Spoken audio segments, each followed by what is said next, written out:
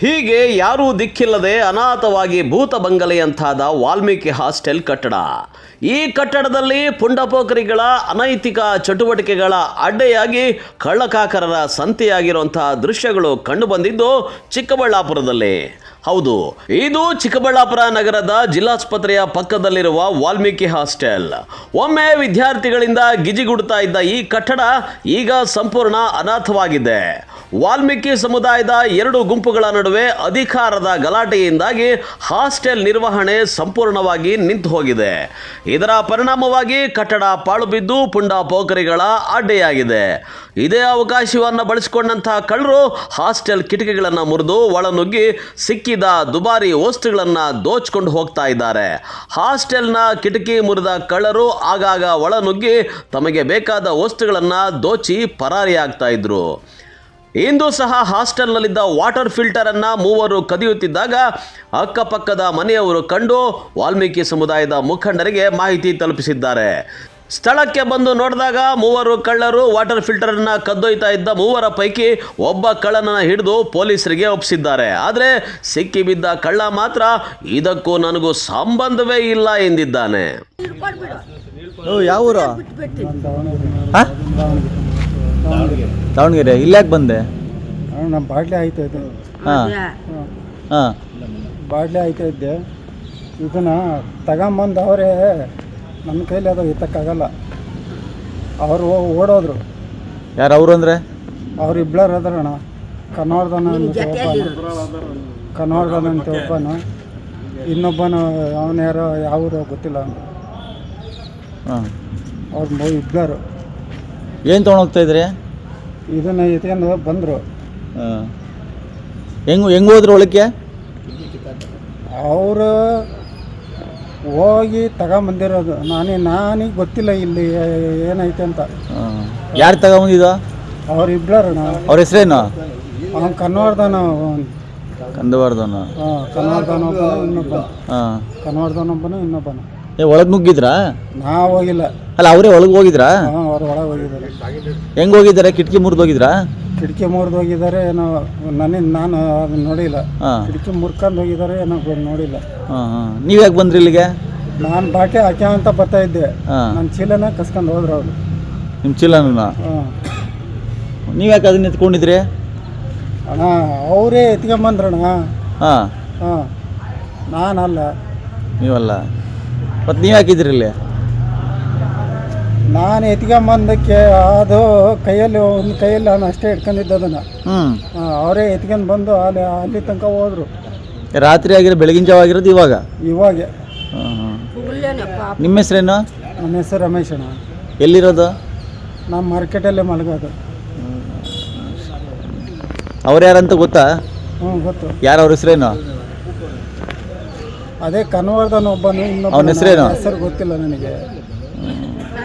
ಅವ್ನು ಕನ್ವರ್ಧನ್ ಅಂತ ಒಂದು. ಅದೇ ನೀವು ಮೂವರು ಸೇರ್ಕೊಂಡ್ಬಂದಿದ್ದು? ಮೂವರು. ನಾ ಬಾಟ್ಲಿ ಹಾಕಿ ಅಂತ ಬರ್ತಾಯಿದ್ದೆ. ಅಲ್ಲೆಲ್ಲ ಬಾಟ್ಲಿ ಆಯ್ದಿದೆ. ಅಲ್ಲೆಲ್ಲ ಬಾಟ್ಲಿ ಆಯ್ದೆ ಏನೋ. ಅವ್ರು ಅದನ್ನ ಎತ್ಕೊಂತ ಬಂದರು.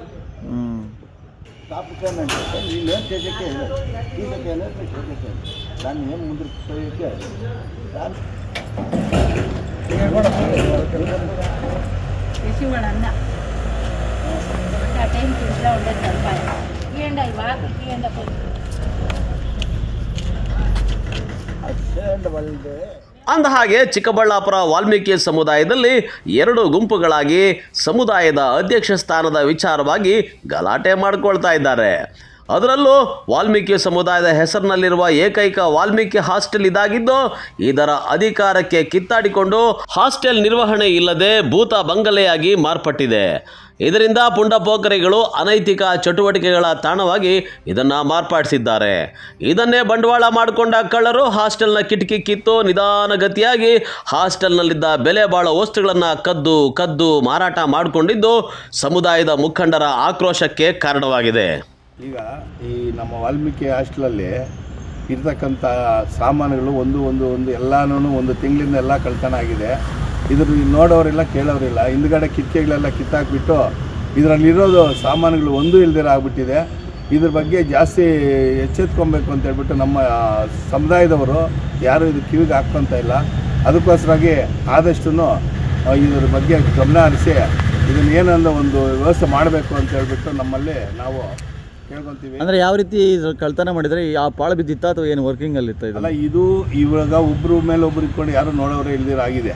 ಅದಕ್ಕೋಸ್ಕರ ಮುಂದೆ ಬೀಗ ಹಾಕಿರೋದು ಆಗ್ದಂಗೆ ಇದೆ. ಹಿಂದ್ಗಡೆ ಎಲ್ಲ ಕಿಟಕಿಗಳು ಕಿತ್ತಾಕಿ 1 ತಿಂಗಳಿಂದ ಎಲ್ಲ ಇದ್ರಾಗಿರೋ ಸಾಮಾನುಗಳೆಲ್ಲ ಸಾಗಿಸ್ಬಿಟ್ಟಿದ್ದಾರೆ ಸಿಂಧಿ ಆಯಿಯವರು. ಅದಕ್ಕೋಸ್ಕರವಾಗಿ ಈಗ ಇದ್ರ ಬಗ್ಗೆ ನೋಡಿದ್ರೆ ಇವತ್ತಿನ ಕೊನೆ ಮೂಮೆಂಟಲ್ಲಿ ಸಿಕ್ಕಿದಾಗ ನೋಡಿದ್ರೆ ಬಂದು ಸಿಕ್ಕಾಕೊಂಡಿದ್ದಾರೆ. ಸಿಕ್ಕಿದ್ರೆ ನೋಡಿದ್ರೆ ಏನು ಇದ್ರಾಗಿಲ್ಲ, ಒಳಗಡೆ ಕಿಟಕಿಗಳೇ ಬರ್ತಾ ಇಲ್ಲ, ಕಿಟಕಿಗಳೆಲ್ಲ ಕಿತ್ತಾಕಿದ್ದಾರೆ. ಅದ್ರಾಗಿರೋ ಸಾಮಾನುಗಳೆಲ್ಲ ಒಂದು ಇಲ್ದಿರ ಆಗ್ಬಿಟ್ಟಿದೆ.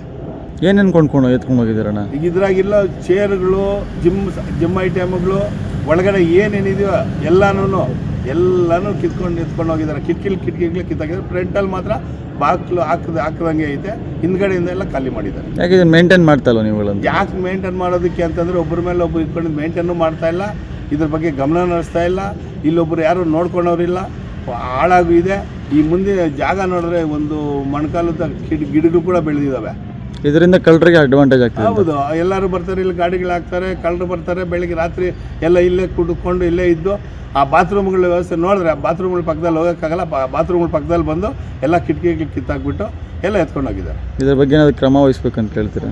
ಹೌದು ಸರ್, ಇದು ಏನಾಗಿದೆ ಗೊತ್ತಾ, ಈ ಕುಡಿಯೋವ್ರಿಗೆ, ಗಾಂಜಾ ಹೊಡಿಯೋವ್ರಿಗೆ ಇದೊಂದು ಅಡ್ವಾಂಟೇಜ್ ಆಗಿದೆ. ಇದೊಂದು ಜಾಗ ಯಾರು ಇಲ್ಲಿ ಯಾರು ಕೇಳೋರು ಇಲ್ದಿದ್ದೆ ಇದೆಲ್ಲನೂ ಅಕ್ವೈರಿ ಮಾಡ್ಕೊಂಡಿದ್ದಾರೆ. ಎಲ್ಲರೂ ಪುಣ್ಯಪಕ್ರಿಗೆ ಜಾಗ ಆಗಿದೆ. ಮುಂಚೆ ಇದ್ದ ಸದಸ್ಯರು ಯಾರೂ ಇಲ್ಲಿ ಬಂದು ಮೇಂಟೈನ್ ಮಾಡೋಕ್ಕೆ ಬರೋದಿಲ್ಲ, ಮೀಟಿಂಗೂ ಬರೋದಿಲ್ಲ. ಅದರಿಂದ ನಾವೆಲ್ಲರೂ ಸೇರಿದಾಗ ಇದ್ರ ಸದಸ್ಯರನ್ನ ಈ ಸಲ ಮೀಟಿಂಗ್ ಕರೆದಾಗ ಎಲ್ಲರೂ ಬಂದು ಈ ತಾಲೂಕಿಲ್ಲಿ ಇರೋ ವಾಲ್ಮೀಕಿ ನಾಯಕರ ಜನಾಂಗದವರೆಲ್ಲ ಬಂದು ಇಲ್ಲಿ ಈ ಸಲ ಮೀಟಿಂಗ್ ಬಂದು ಈ ಬಿಲ್ಡಿಂಗ್ ಬಗ್ಗೆ, ಈ ಸಂಘದ ಬಗ್ಗೆ ಮಾತಾಡಬೇಕು ಅಂತ ಹೇಳ್ಬಿಟ್ಟು ನಾವು ಮಾತಾಡ್ತಾ ಇದ್ದೀವಿ. ಒಟ್ಟಾರೆ ವಾಲ್ಮೀಕಿ ಸಮುದಾಯದ ವಿದ್ಯಾರ್ಥಿಗಳ ಭವಿಷ್ಯಕ್ಕಾಗಿ ನಿರ್ಮಿಸಲಾದ ಹಾಸ್ಟೆಲ್ ಅಧಿಕಾರಿಗಳ, ಸಮುದಾಯದ ಮುಖಂಡರ ನಿರ್ಲಕ್ಷ್ಯದಿಂದ ಇಂದು ಕಳ್ಳರ ಅಡ್ಡೆಯಾಗಿರೋದು ವಿಷಾದನೀಯ ಸಂಗತಿಯಾಗಿದೆ. ಕ್ಯಾಮ್ರಾ ಪರ್ಸನ್ ಪ್ರವೀಣ್ ಜೊತೆ ಕಳ್ವಾರ ಅರುಣ್, MMTV ನ್ಯೂಸ್, ಚಿಕ್ಕಬಳ್ಳಾಪುರ.